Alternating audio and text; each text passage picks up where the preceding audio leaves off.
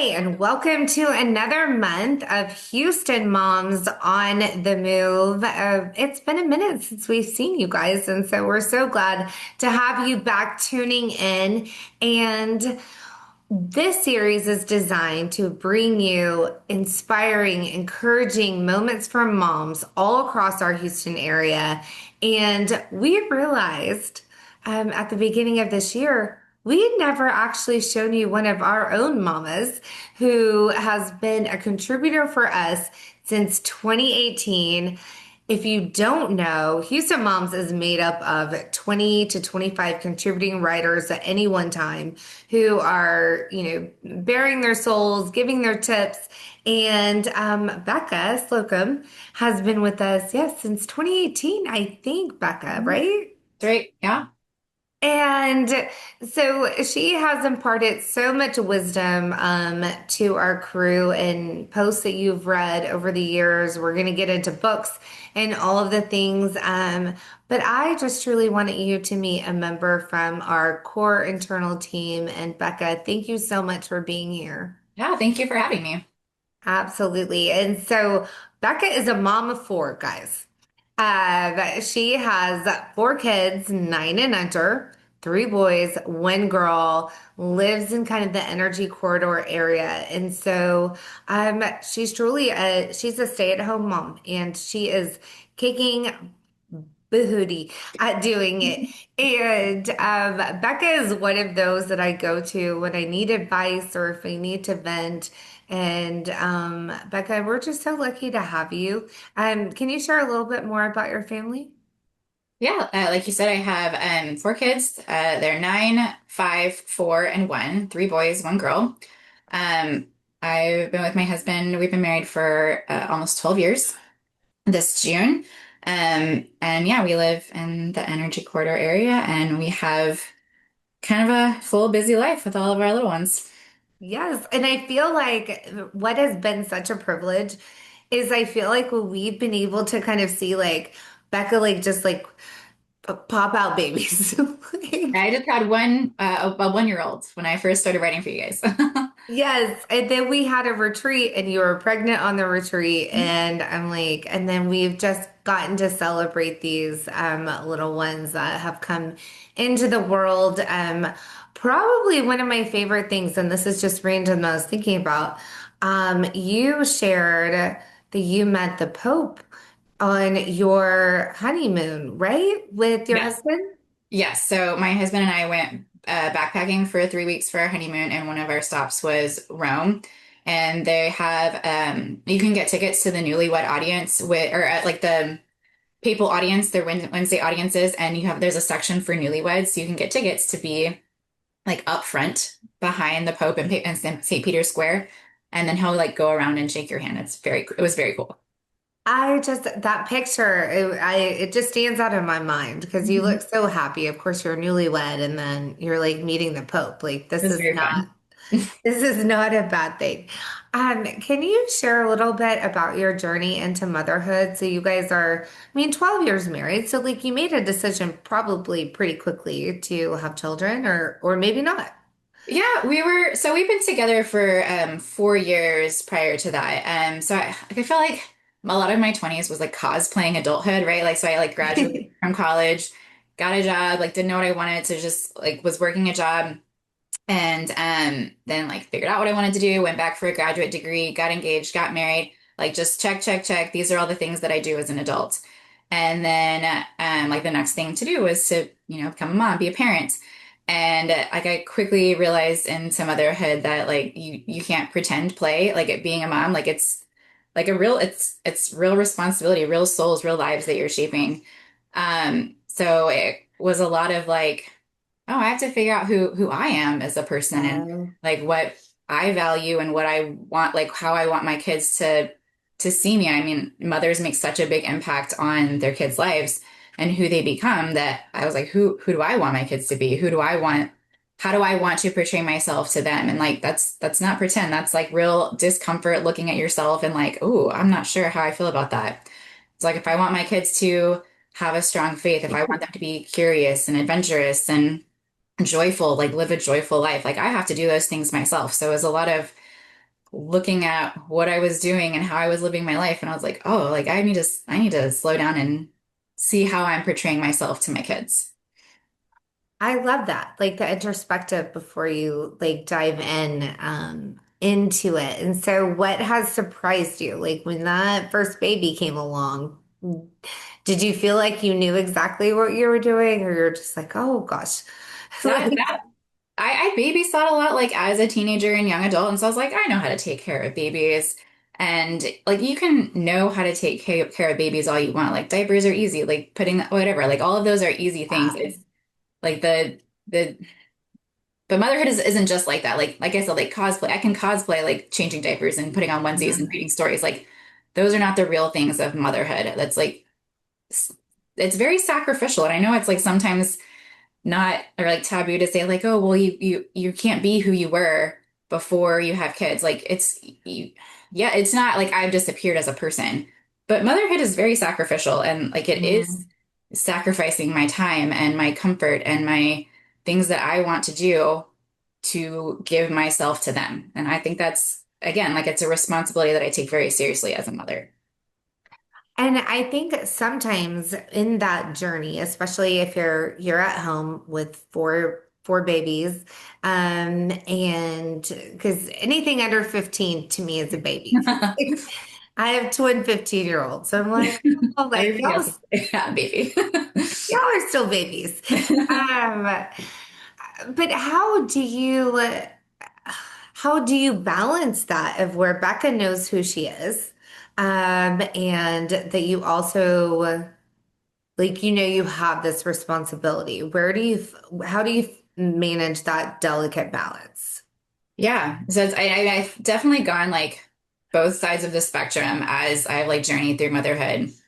At least seasons where I'm like just giving, giving, giving, and then like I burn out, and that's not sustainable.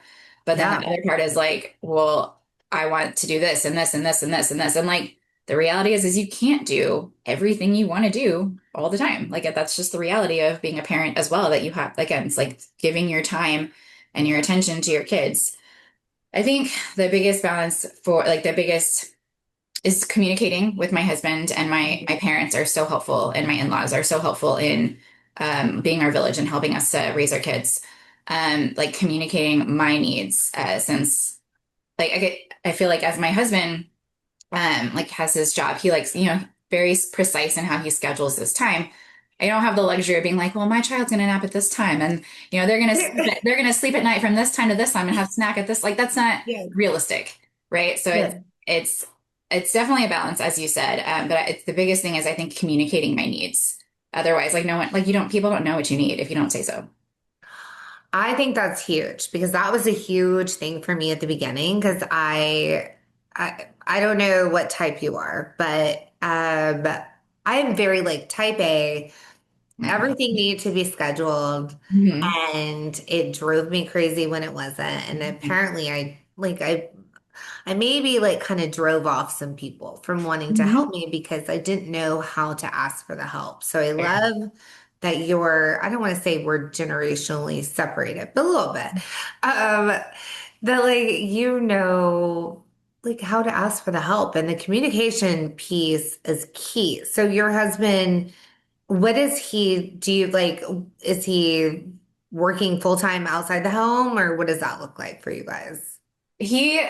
So when we first had our kids, he was working full time, and then like so many people after COVID, he has a job that's more flexible in terms of where he works. So he probably works from home 3 to 4 days a week, and then to the office the other 1 to 2.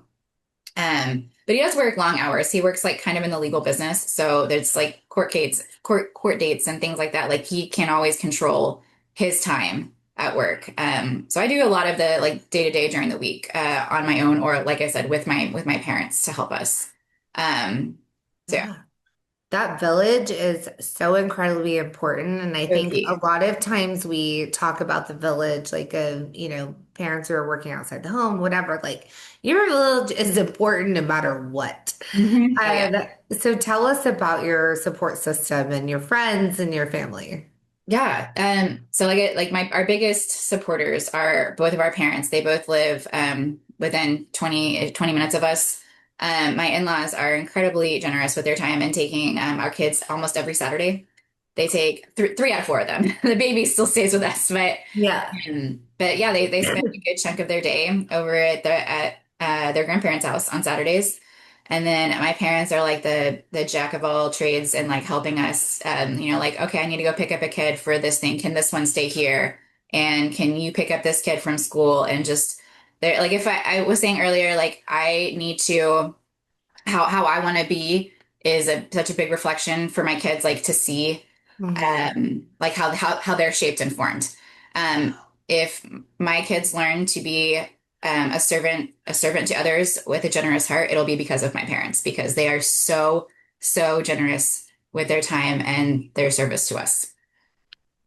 That's beautiful. Oh gosh. Like, see, now I got all teary. Like, it's every episode. But I mean, no, but what a beautiful reflection and what a gift to be able to instill in your kids, but also have your parents like be able to instill in them. We see so much of that. And gosh, you must have come from amazing parents. Can you send them to my house? Sure. I have plenty of Hey, me things. first though, me first. I have plenty of things. Um, so one thing that I mentioned kind of at the top was that you love to read. And you and I have bonded over books. And I mean, most of the ones we share are kind of like the Roco Mhm. kind of genre. But you are also incredibly well read. And one thing that has been like a passion of yours in sharing with the Houston Moms audience has been books that you read for your Mhm. kids, whether they be for, children, like all the way up to youth ages and things that you recommend. Tell us about your passion there. I've always been a reader. I've always loved to read. And you go through seasons of life of like reading more or less, but I felt like again, like all through my 20s, I was very like focused on the checking the boxes and like less on focusing on like who I was and what I wanted to do. And when Mhm. I had my first son, I found myself with not like obviously tons of free time, but like pockets of time where I could be like, I could just read. I can read. I can do that. And so I kind of like fell in love with reading again. And I've just been kind of reading my way through the library since then. But yeah, I love to read almost anything. I don't do like horror or sci-fi too much. But almost anything else I will pick up if it sounds good. What are your best tips for? Because reading can also be a very pricey habit. Yep. But you and I both know this because I will be like, I have to read it immediately, and I like go to Amazon and whatnot. So how do you pare down you know what are the different apps and things you can use for people who want to read more? Oh, sure. Well, the biggest one is the library. I like they can do the Libby app for Harris County or Houston libraries, and they have such a huge selection. And they often like even if like you go on there and you get a hold and it says like, oh, like 4 or 5 weeks wait, and you're like, that sounds forever. But people will pass on holds all the time and they'll just come up. So I always have like 4 or 5 books on hold and something will come available. Um, Sometimes I'll do seasons of like Kindle Unlimited where I'm like, okay, these 5 books are on Kindle Unlimited, so I'm gonna wait until this month and then I'm gonna get a subscription and read them all and then I'll cancel again. And so like that's a way I can, if I have like 4 or 5 that I want to read that way. Library, yeah, those are, and then sometimes I just buy like I keep telling my husband that our kids being surrounded by books can only be a good thing. So So no, for real, it is. It's actually the best thing. And so my mom, I just, and she'll correct me on this, but like, I remember hiding under the covers, like reading at night, and just like, I would have a flashlight. I was supposed to be asleep and whatnot. And I joke with her that I used to get in trouble for reading. But really, she was like, Megan, did you notice your batteries never went out in your flashlight? oh, yeah. And and it has turned into like a lifelong thing and a lifelong learning and trying to instill that in my kids. So I love that you do it for yours. And good tips on Libby. But yes, sometimes you just need to have that hard copy, right? Hmm. In your book, you're just If like, they're like okay. authors that I love, I generally just pre-order their books. Then it's oh, I forgot that I ordered this. It's like a nice treat for me. And then like, yeah, but I will buy books from authors that I love and I want to support.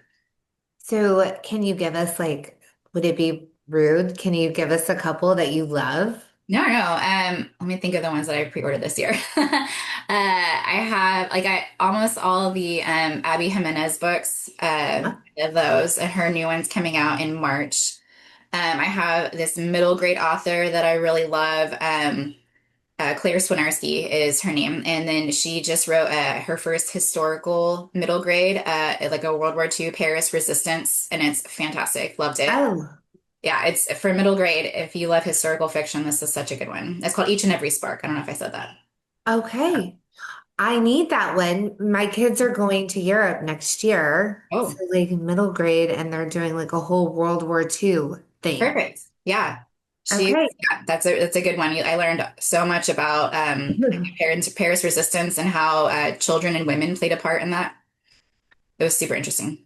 Fantastic. Yeah. Okay, so I'm going to add that to my list. And this is kind of what Becca and I do a lot is like, oh, did you read this? Did you read this? Mhm. Catherine Center also has, A new one Houston coming out. author Catherine Center also has a new one coming out, I think May, called The I think Shepherds. so.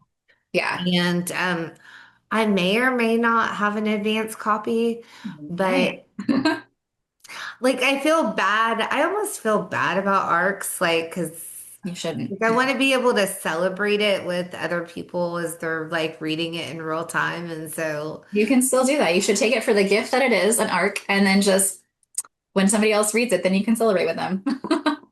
okay, maybe so. Yes. Okay, then I won't feel guilty about it No, you anyway. shouldn't. Um, okay, so anything else? I mean, from before we get into rapid fire, Mhm. what would be your advice, encouragement to young moms who are at home, um, with their babies? Those days can feel very long as Mhm. you try to kind of, like it's on all the time, but it also can feel very lonely, I think, at times, isolating. What would be Mhm. your encouragement to them? Getting involved in some good moms groups have been really key for me. My college roommate invited me to a moms group when my son was like 10 months old, and that was just like key for getting out there and doing things with like it was a church group, so it's things that I valued along those same lines as in other mothers. We kind of had similar experiences that way, so that was key. And then just I mean, honestly, it's not a sexy response, but just like time, right? Like it does feel very lonely at first, but like getting, especially as a stay-at-home mom, I felt like being secure with myself, going back to that introspection piece, that like getting secure with myself and learning who I was more comfortable being sitting in the quiet, sitting with myself, and then like Yeah. could do could do a mix of both, going out, being with friends. So I was one of the first ones in my friend group to have kids, and then the ones that did have kids already were working, so I didn't have a lot of social aspects with that.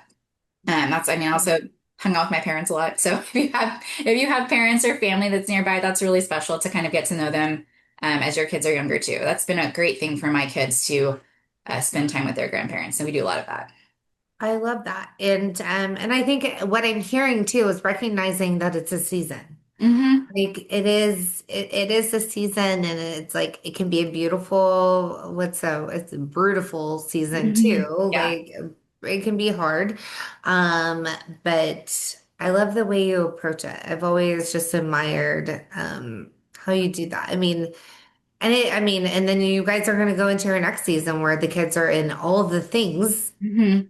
Yeah, I can give you kind of an example. I have a good friend who also has four, and our kids are all around the same ages. And when we first were hanging out with our young kids, like it would be kind of few and far between, and we would get together at houses and like were places where everybody was contained and like Yeah. it was very hectic. And as our kids have gotten older over the summers now, we just go to a park, throw some food at them, and like send them on their way. And we do spring break trips together. And like I was just, yeah, it's very seasonal. Now that our kids have gotten older, They can go for walks at like whatever park or in the cities that we go to, like go for walks by themselves. They can like everybody takes care of the other little kids. Like it's very group oriented, and my Oh, friend and I just kind of sit back and we're like, have a good day. Like it's it gets easier in the like the how much physical time you are putting into things. Like obviously as they get older, it's more like mental and emotional time that yeah. you put into spending time with them. But it's, the where you have to like actually do the physical taking care of, like that gets less and less. And then I don't know, my mother-in-law gave me, I think, the best advice that I still reflect on as a young mom. I'm the type of person that can get so sad over things that are going by. So like, my son was almost out of newborn clothes and it was sad. It was sad to me. And she just said so like matter of factly and joyfully that she thought every season of motherhood was so much better. Each one, like it got better with every single season. And so I could be sad that he was out of newborn clothes, but Yeah. then like be excited that he was going to start rolling over and like babble and play. And I can be sad when my kids go to school, but then be excited because they're going to learn new things and be more, I just like, I can learn more about what their personality is going to be like, their own personal interests. And that's going to be like, God willing, I will have more of my time with adult children than I will with small children. And I want to get to know them and be friends with them. And that will be such a cool experience as my kids get older. Nailed that. No, I mean, truly, you don't think about it in that scope when you're in the moment. You No, don't think about it like, I want to be here to see you be your full person. no, playing the long game is what I call it. Playing the long game. That's why, like, I feel like even when I feel overwhelmed by four at this stage, I'm like, okay, but when they're older and we're all like hanging out as adults, that's going to be so fun.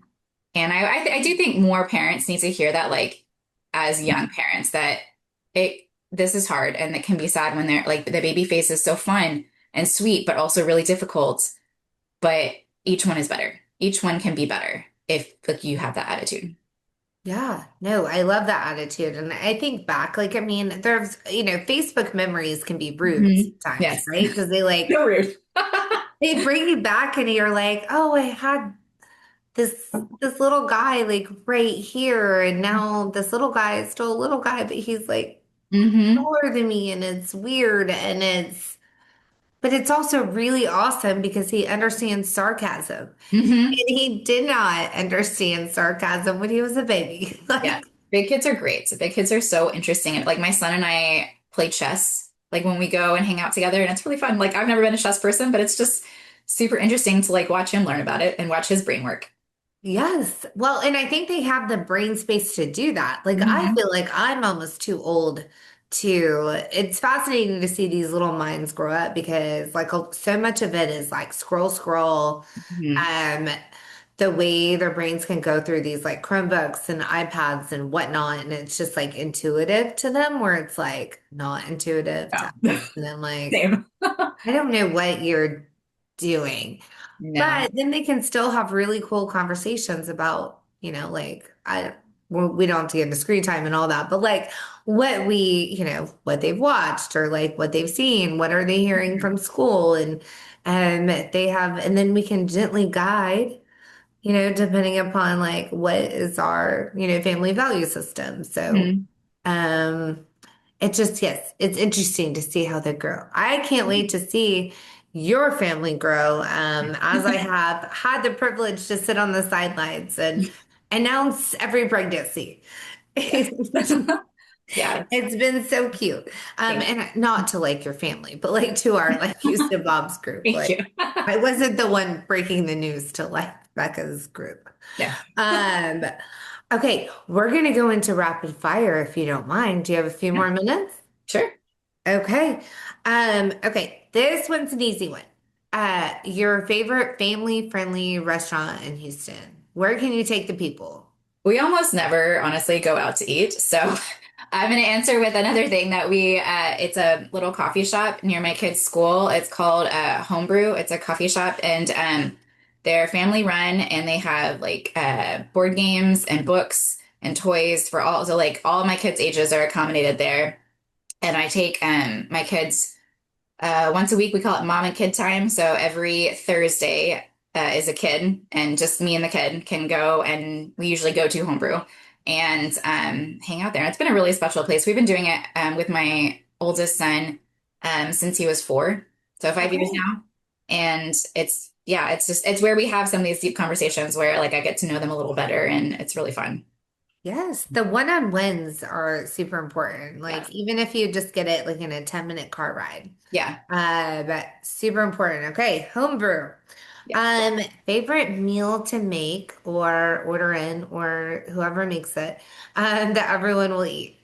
Steak salad. So it's a like a Asian inspired marinade, and you marinate the steak, and then while you're doing that, you chop up the veggies. And if you know you like, my kids all like it separate, but great. Or my husband and I eat it in a big salad, and make some rice noodles, and then that's it. Boom. Steak and vegetables and pasta if you want it. So I love meals like that where like everyone can kind of, I mean, you just want them to eat at some point and you're Yeah. like, okay, but you get to build your own, like whatever it looks like for you. Yeah. So I love that. Okay, favorite place in Houston to take your children. We do a lot of parks. I think Peck and Park is probably one of my favorites. Again, it's like the mini golf that they have there, the large playground space. You can go for walks. I love Peck and Park, and it's close to the library, so we usually hit up the library afterwards. That tracks. Yes. 100% tracks. Favorite thing for Becca to do on her own time. I think read, obviously, has been my number one, but I love to go for walks and bake, and then like sometimes go to mass or adoration on my own. Okay. What is your specialty in baking? I know you do bake a lot. Right now, I bake a ton of muffins. That's the only thing that my kids really agree on eating. So I'm not like buying multiple things for breakfast and things in the morning. And it's also very grab and go. Yeah. So banana chocolate chip, pumpkin chocolate chip, chocolate chip.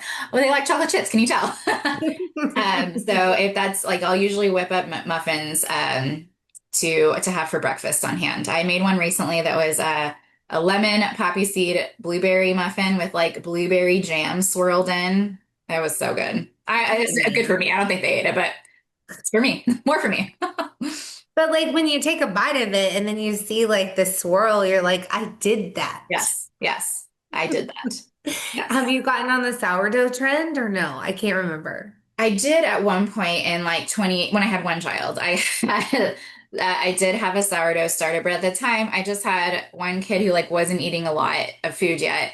And then my husband didn't eat bread, like or like carbs in general, really. But now he does triathlons and eats a ton of carbs. So sourdough is very on brand for him. And then I have lots of children that eat. So that is the hope to try the sourdough thing again. Because you can do so much with it. Like with the sourdough discard, I can make muffins and pancakes and waffles, and those are things I make all the time for my kids to eat. So that would be I've just been like intimidated by it. I don't know. I'm Mhm. not like a baker though. I'm not like a very precise. Like I think there's like Mhm. you're either a cook or a baker and like the starter dough out That this is just true. seems like intimidating. But I love people who bring me sourdough. So let me know. Right? I do have friends that are on the sourdough kick. So I'm an imprecise baker. Whereas like when I'm baking stuff, I'm like, this number of chocolate chips sounds fine. Or I'm not, no, so I'll just scoop some yogurt in there. It'll probably be fine. So I probably wouldn't do a very good job of doing a sourdough starter. You went to the Quinn School of Baking, which is like Quinn is my daughter for those who don't know, and she just kind of was like, "Oh, I think we'll just put some cinnamon in here, and I was like, it's strawberry cake. I don't. It might be fine. Be fine. Let's Check it the out. fight we had. We don't need to reminisce, but I was like, you can't put cinnamon in the strawberry cake. There you go. Um, okay.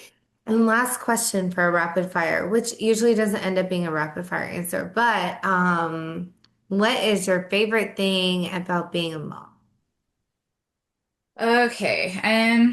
I think like seeing the joy of life like through little kid eyes. That's been so fun and interesting to do that. So like when I had my two older ones and I was pregnant with a third, I visited my friend in Utah, and I drove without my husband, just me and the kids. I drove by myself those like 22 hours And I was like the last day of driving, I was like, "Ugh, I'm so tired. I just want to be there. Like this is like boring. I'm done." And my 4-year-old like pointed out the window and he was like, Mom, look at this. And it was like we were near Arches National Park and it was like one of those like natural arches in the rock. And like I would have missed it. I would have missed it otherwise. And we stopped, we pulled over and we went and climbed up the arch. And it was like one of the most memorable experiences from that trip to just be able to like pause and see the joy and wonder of life through little kid eyes. And then like on that same kind of we went recently to Europe. We took all the kids with us and we were in Paris and I knew I wanted to show them the Eiffel Tower like lit up at night. And I was just like I was so anticipating. I was like, what if they don't like it? What if they don't? I don't know. Just like it just I built it up in my head, but as we were like rounding the corner, I could see it and they couldn't. And it was all lit up and their faces were just like, whoa, like how again, like you don't see the wonder of everyday life. And I know like the Eiffel Tower is not everyday life, but just when you can recognize, arches or, beautiful buildings or even just like a story or muffins, swirls of muffins. It's when you can recognize the wonder in everyday life. I think kids do that so well. Kids can do that Yeah. so well and they remind us to do it too. Oh, I love that so much, especially as many of us are heading into spring break or have completed spring break and we're like wondering, like, ew, what did we even do? Hmm. We promise you. And I think Becca would attest to this as well. They had some magical memory during that time, even if it was in the mundane, right? Like, we're planning a trip to Boston, and I'm like, but who's like, we'll see what lands, and I'm stressed about accommodations and whatnot, but like, I'm going to take this little nugget and be like, hey, I just want them to see it through their own eyes and share that with us. And I think that's incredibly special and a good reminder as we're all traveling and especially getting ready for summer vacation. And I know some um, dread it a little bit. But I don't know if dread's the right word, but we are all like, It's yeah, like trying to figure out what you're gonna do in the what do now we do? open hours of the day. It's a lot because we can only do so many camps. Mhm. And, everything is, but it just gets expensive, which if you need camps, we do have a camp guide. And you can hop on there, but we do have some great ideas too on how to fill your summer. Um, for those who are listening. So, Becca, gosh, it feels like such a gift of, speaking of gifts, like a gift to spend this time with you on a random, or what day is it? Is it It's Monday. Monday? I know. It's Monday. I have to look at my phone. I Yeah. don't even know what's happening right now. Um, on a random Monday and get to chat with you. And so Yeah, I thank know you the for having next me. time we get to chat will be over a glass of either red or white wine, Yeah. whichever one we pick. Anytime. But we are so thankful for Becca. And I want to say Becca is so just a representative of not just, but like is a representative of our Houston Moms blog contributor team. And there's so many ladies, both current and previous, who have poured into the site, who have created so many great articles for you guys to go search and find and be inspired, encouraged, engaged. And we hope that you will dig in. But yes, we are real people behind the screen with real writers, which we didn't even have time to discuss the AI thing. Like, probably you feel the same way about AI as I feel the I have same. many thoughts about AI. Many Yeah. thoughts. And so we are real moms, real writers who are putting out very real content for the city of Houston and surrounding areas. So, Becca, thank you so much for being here. Yeah, thank you for having me. It was such a fun time to talk to you. It was so fun. And we will be back next month with another Houston mom on the move in the month of April. But until then, we will see you. And I hope you will hop on, watch this episode, share it, And then you might find some other inspiring mamas in the comments too, that you can go follow and share. So thanks so much, Thank and you. have a great day. Bye.